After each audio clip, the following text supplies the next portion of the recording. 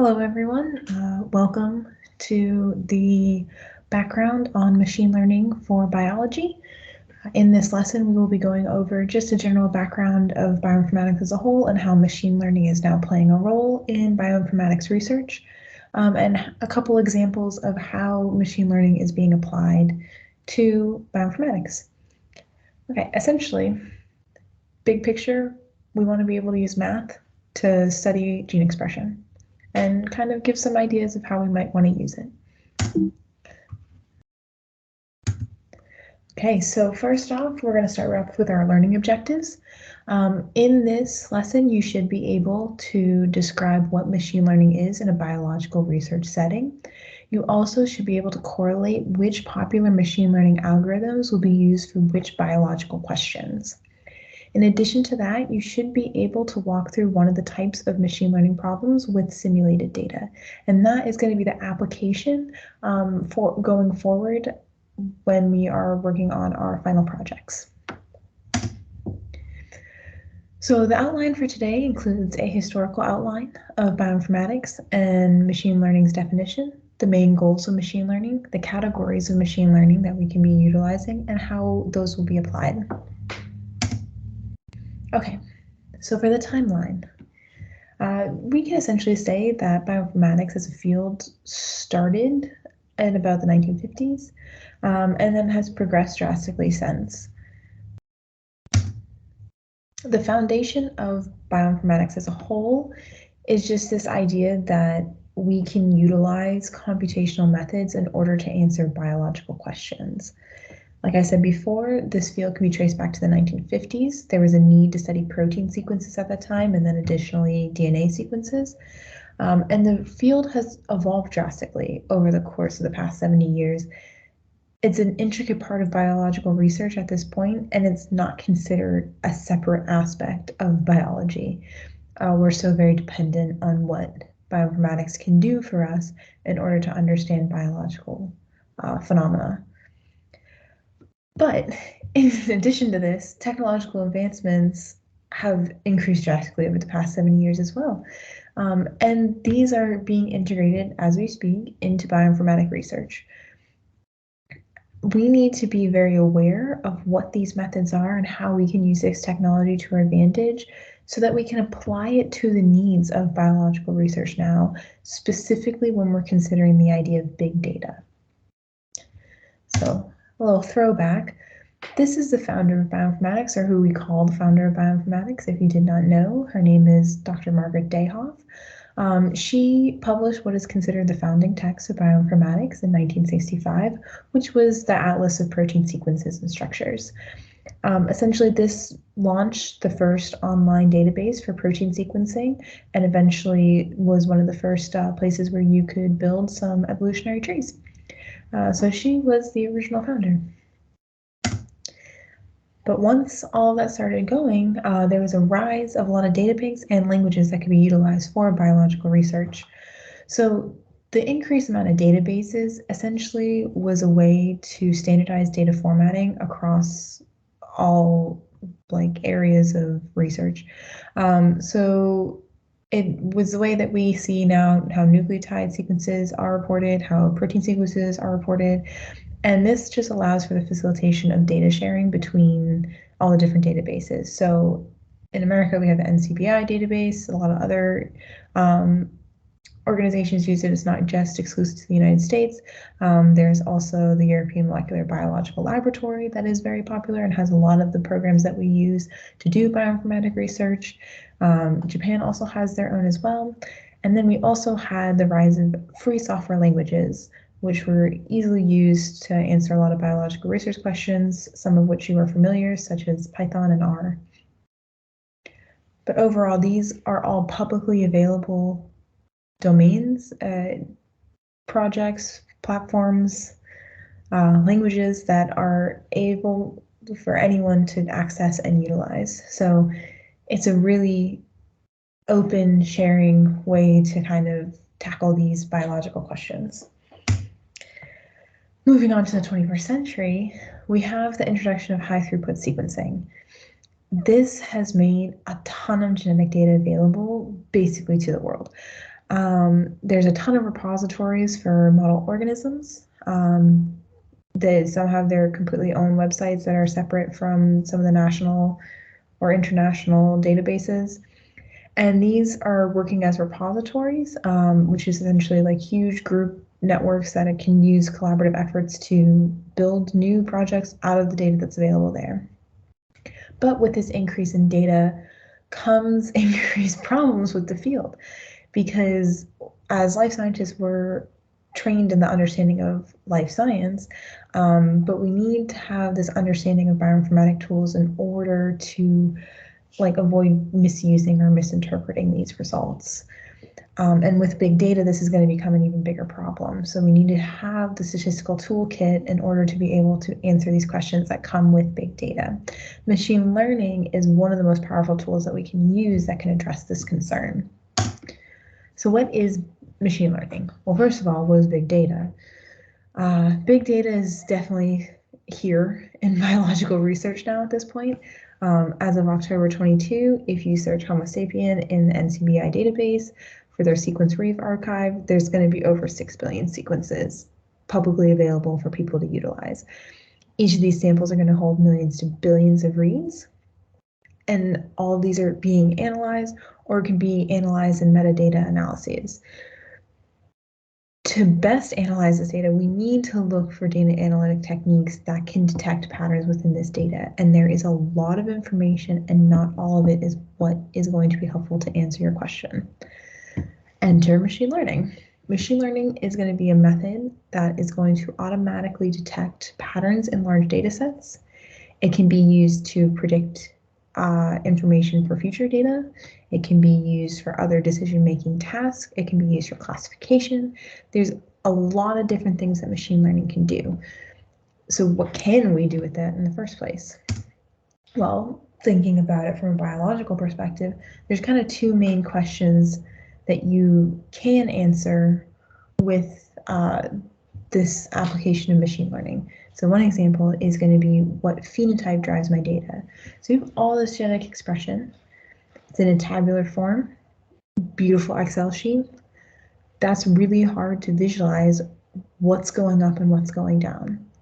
And so if we want a broad category of what's affecting the overall gene expression, we can use machine learning in order to classify that or to determine that in general. So this is an example of one. This is a PCA plot, so principal component analysis. We will get to what that exactly is in a minute. But essentially what this is it's taking that big Excel sheet and is putting it into a two-dimensional plane and showing visually what is determining the variation of your gene expression. So you can see here, this is from my own research for my dissertation, and these are disease samples of corals. So corals can get sick. Oftentimes when they get sick, they have very similar phenotypes, so it can be hard if there's two diseases hitting the same reef to determine which one it might be. And sometimes the genetic information can help us with that. Most of the time these diseases can hit multiple species, so that's why there's multiple species on here. So Apries asteroides, Orbicella annularis, Orbicella fabulata, and Monstera cavernosa, P. strigosa, and Coprophylla natans. And so what this shows us here is that across this x-axis, we can see what's driving the variation this way, and then what's driving the variation across the y-axis. And overall, you're looking for big patterns throughout this. So we can see that oftentimes this is being driven by species for the most part, which makes sense. They're all different species. But you see here, you have the Orbicella annularis drastically being differentiated based off of which disease it's in. So that is really exciting information to have there as well. So we can see somewhat here what could be driving the overall genetic expression. Another question that we can ask is what genes can act as a biomarker. So something that's going to indicate if this is being expressed a certain way, this is going to be indicating disease or condition, or could it predict potentially a disease or condition that could happen. So if we want that information, we can use machine learning in order to do that. And this is an example of from logistic regression, which we'll go over that in a second too. And essentially this is one gene to one classifier. So this one is looking at how good one particular gene is able to predict an individual having Skittle D instead of white plague, which are two different coral diseases. And so you can see with this graph, this line here across the middle is a 50% line. And so essentially that would be the equivalent of flipping a coin. And we can see here that the line for the predictive capability of this gene is above it. It's actually about 76%. So that is called an area under the curve, which we will talk about in a little bit. And essentially what this graph does is showing the sensitivity and the specificity, so how well it can classify overall with it and reduce the amount of errors that would be associated with it. So this is a pretty good one gene to one classifier piece of information. So that's another example. Machine learning can be classified two different ways. You have unsupervised approaches and supervised approaches. The unsupervised machine learning approaches are typically knowledge discovery based. So they're utilized when there's only one input, so there's not a classifier or anything like that associated with it. You're not giving the algorithm any other information other than what is being expressed in our gene expression. From there, it's allowing us to have an unbiased prediction of what is being expressed at any given time. This provides a lot of really important information for our biological questions, and it also reduces our personal bias associated with the data.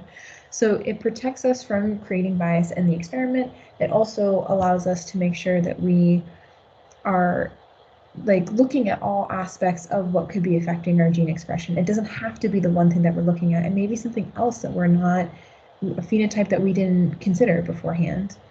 So these are really good options, especially if you're doing some exploratory research. So the example that I had before was the principal component analysis. The cool thing about this one is that it's dimensionality reduction.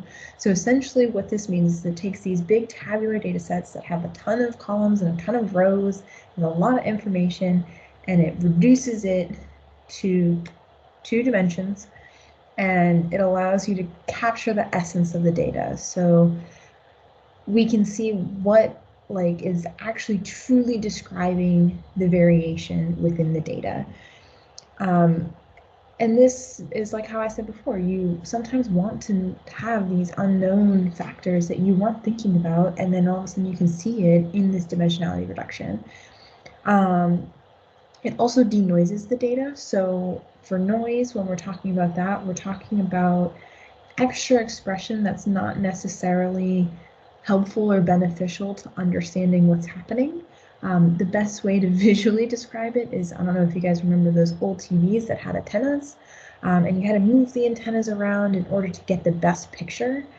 Essentially, the noise that you're doing and the algorithms that you're choosing are moving those antennas around in order to reduce the static so that you can have a full, clear picture of what you're looking at.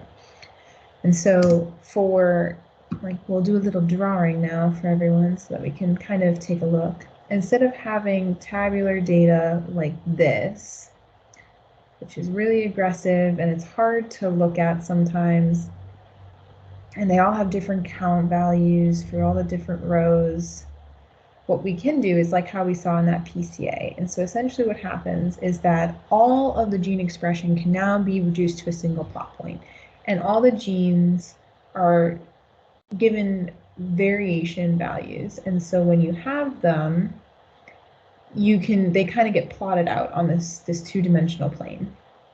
And as they get plotted out, you can kind of start to see some patterns. So, I mean, I'm adding extra things in here too, but you should be able to see kind of big groupings. And when we do the big groupings, we can kind of start to see, oh, here's a group, here's a group, here's a group. And the more data you have, the more points you have, you might be able to get more clarity or maybe not. But overall, you can kind of start seeing these patterns. You can actually put ellipses on it to see the confidence of these groups that you have there as well. And this is just a much better way to visualize some data than it would be here. And that's essentially dimensionality reduction in a very brief overview. But that is essentially the component of PCA. And PCA is only taking your genetic expression into consideration. You can overlay the information of what these things are, but the algorithm itself does not care. It has no interest in learning at all what your other classifiers are. It is just taking your gene expression into consideration. The opposite of this now is the supervised approaches. And so this is often kind of the one that is talked about a lot in like popular culture or mainstream news media outlets and all that kind of stuff. Essentially what it is, it's going to learn about the data by two different variables. You're going to have your input variable, which is your X, which is your gene expression, but you're also going to have a labeled output that the algorithm will take into consideration. And these label outputs are going to be features. If the feature is finite, something like male, female, disease, healthy, yes, no, we will consider that a classification problem. So you're trying to classify the data into one thing or another. If the feature is scalar, we're going to consider this a regression problem. So that means this has a numeric value associated with the feature of choice. Classification and regression are both going to provide us opportunities to really hone in on a specific phenotype that we're interested in. So for example, my PCA, you saw that there was clearly a big phenotypic issue. There was, based on species, it was driving along the genetic variation. It's to be expected, but that's creating noise in my true question of what classifies as the two diseases in all the corals. So I can use a supervised approach now to be able to focus on a specific feature instead of some latent factor like the phylogeny of the corals that might differentiate my gene expression. So a couple examples of these include, we have a partially squares analysis. So this is very similar to a PCA, and it will have that same two-dimensional portion to it. And it will look something like this when it's all said and done and plotted, but it has the awareness of the classification labels. So what that means is that when you're giving your data to the algorithm, it's going to take both the gene expression and the values that you associate with each one of those samples. You have the dimensionality reduction, which helps you visualize it, and it's really good for feature selection. So if you don't know which feature is going to be best for classifying your data, maybe it's not necessarily the disease that we're interested in, maybe it's the sex, we don't know. I should probably take a look. You can, depending upon your data, you might be able to see what is truly classifying your data the best. And this would be an example of doing that, and you can visualize it accordingly. This is very popular, especially with multi-omics research. So if you're trying to layer different omics together, these data sets often have very large volumes, and they will have a ton of different features associated with them, which will introduce a lot of noise. So they also tend to have fewer samples to features. So oftentimes when you're having samples of machine learning, it often comes from like big data sets like population or census, or something like the housing market or other like stock market type things. And those are tabular, just like your gene expression, but they're not the same when it comes to like how we are interested in it. And they also have a lot more data points than we will. We can only sequence so many things, especially if you're non-model. So PLS is a great option for that. And there's a couple different variations of that. I might have misspoken, said DA, that's a discriminant analysis. For the purpose of this class, we're just going to focus on PLS as it is by itself. Another option that we can use, and you saw an example of, is logistic regression. It's both a statistical approach and a machine learning approach, because you can create algorithms based off this. Essentially what this is that it's kind of taking the idea of probability and putting it, and requires the categorical values to kind of create this probability matrix. So logistic regression also is not going to assume that there's a linear relationship between the dependent and independent variables. So what that means is that there's like not a true line between, oh yes, as the disease progresses, we'll see this expression go up quickly. It's not always like that, and it might not always be the same. So oftentimes, especially with non-model organisms, you might want something that's not linear, or other different variations. Logistic regression is always a good option. It can be a statistical approach but as an algorithm, it's specifically the ability to predict probability. So this is predicting the event associated with whatever your variable is. So like how we had that with the ROC curve before, you're looking for something that has a higher odd than this 50% line that could be associated with it. And when we're doing this, it's going to put it between a value of 0 and 1. 1 being 100% absolutely superb. Every single time this gene is expressed this way, we know it's going to be associated with the classifier of your choice. And 0 being absolutely not. It's never going to be associated with your classifier of choice. Throw it out. Most of the time, you're not going to get 100%. I can probably almost guarantee you will not get 100%. But that being said, you're looking for something normally, the range for a lot of cancer research is anywhere from like 70 to 90 is acceptable for that. And essentially what that means is that it's a 70% chance or 90% chance of it being classified as whatever your classifier is. And you can have additional statistics associated with this as well. So you can have like an odds ratio. So you can say if it's expressed this way, you're 1.25 times more likely to have this disease versus another disease. There's a lot of different layers that can be associated with it that are really useful if you're trying to get one gene to one classifier. But sometimes you don't want just one gene to one classifier. So that's where something like support vector machine learning could be very helpful.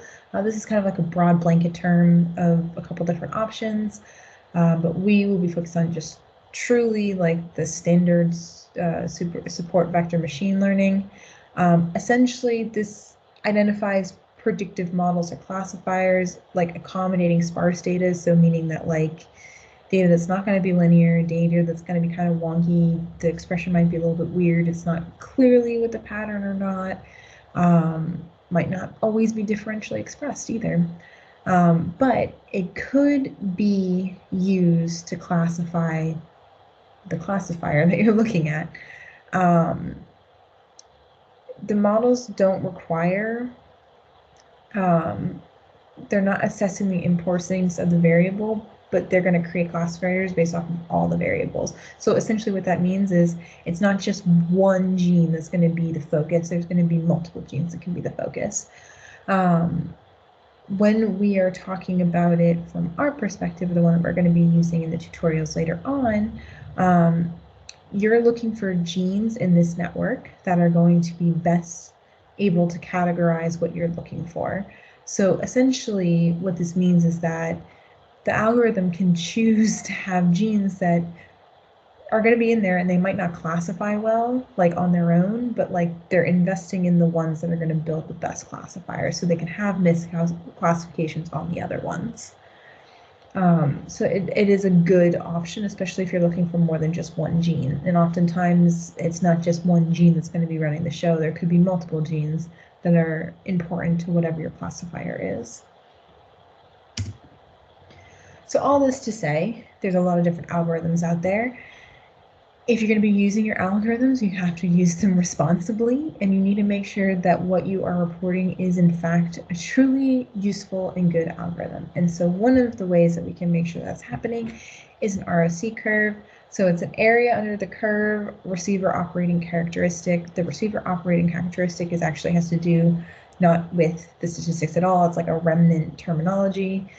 So the AUC ROC, you can just call it that. Essentially, it's a performance measurement. It's going to distinguish how well an algorithm can distinguish between classes. So your yes or no, whatever it is. It runs on a scale from 0 to 1, with 1 always being the best. And we've kind of talked about this already, but this is a good one to visualize if you're kind of looking at it and going, I don't know if this is for me, if this gene's the right one. You can use that to visualize to see which ones are going to be the best. It's a good starting point, for sure.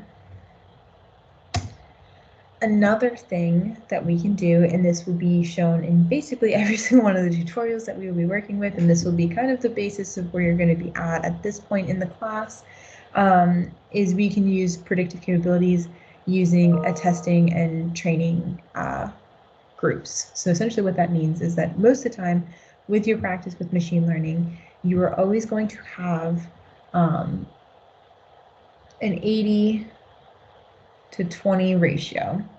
And so what that means is that 80% of your data is going to go into training your algorithm. So this is what's going to be used, the data that's going to be used in order to build the algorithm of your choice. And then you're going to reserve 20% of your data in order to test it later on. So this is a good way to make sure that your algorithm, the model that you've created, is actually applicable to the real world. It's not good enough to know that you can train it. You need to know if you can apply it later on. And so essentially this is what this 80-20 rule helps us with. And ways that we test that is it ends up being in a little bit of a table like this. So say we're looking if it's yes or no. What you're looking for in a perfect world is that these are known and these are predicted.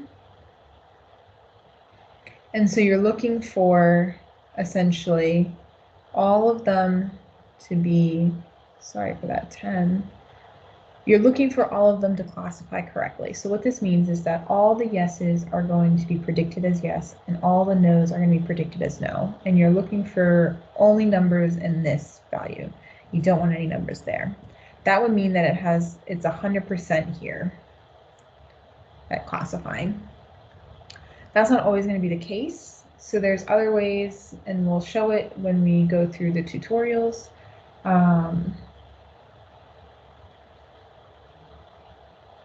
But we can see sometimes it'll be something like 7, 3, and 2, 8. So what that means when you're reading it this way is that 7 of them were correctly identified for yes and yes, but 3 of them were misclassified. 3 yeses were misclassified, and then 2 no's were misclassified as a yes, and 8 were classified as correctly. And so we'll have a quick little line of code to show the percentage that would be associated with that. So that way you can see how accurate your overall algorithm is. And this is shown in the ROC curve as well. So sensitivity is the one on the bottom, and then let's double check. Sensitivity on the Y, specificity on the X, and essentially that is going to your type 1 versus type 2 errors. So if you're classifying something as no, like you need something to be specific going like that. So this would be your specificity, this would be your sensitivity. Get my rights and lefts correct. Anyways, so essentially this can be visually put into your ROC curve as well. More of the story. But there's a couple different ways that you can do all of this, which is really, it's great to see. And you need to be in a practice of being able to do this. Most importantly being that whenever you are testing data, you want it to be in this 80-20%. It can be difficult sometimes, especially with biological research, but you are going to want it. Anyways, all this to say, that's a lot of information. These are the books. They're the same books. One has Python as its application and one has R. But this is a book that I just recently came across. Would have liked this earlier in my dissertation writing process.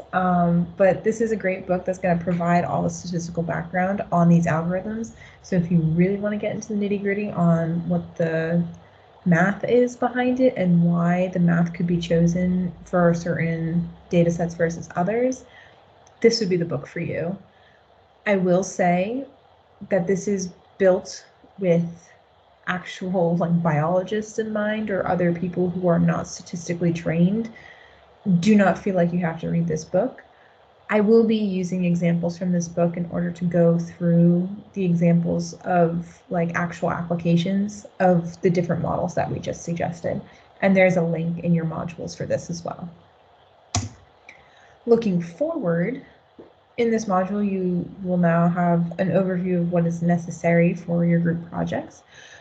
Please make sure that you are reviewing the required reading and you're completing your survey questions.